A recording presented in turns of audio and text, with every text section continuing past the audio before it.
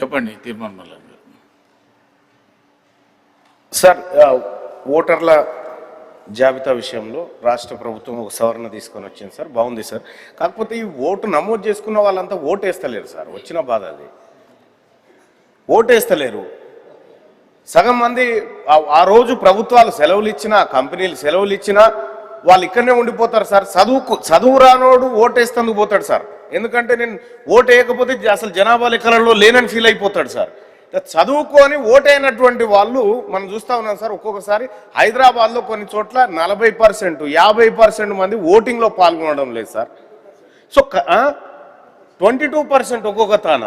మరి ఈ ఓట్లు నమోదు చేయడం కరెక్టే ఉంది, కానీ నమోదు చేయబడ్డటువంటి వాళ్ళు పక్కగా ఓటు వేయకపోతే మూడోసారికి ఓటు తీసేయాలి సార్. లేకపోతే ఓటు నమోదు చేసుకొని లాభం ఏంది? అతను 50% మంది తమ అభిప్రాయాన్ని ఓటు రూపంలో చెప్పకపోతే సరైన ప్రజాస్వామిక అభిప్రాయం రాదనేది నా ఉద్దేశం సార్. ప్రభుత్వం ఆ దిశగా ఆలోచించాలి సార్. ఖచ్చితంగా ప్రజలందరూ ఓటింగ్లో పాల్గొనే విధంగా వాళ్ళను ఎంకరేజ్ చేయాలి సార్. అసలు ఓటైనోనికి పథకాల గురించి మాట్లాడే హక్కు ఏడు ఉంటుంది సార్. అందుకోసమే అటువంటి ఆలోచన చేస్తే బాగుంటుందని నా సజెషన్ సార్. Thank you.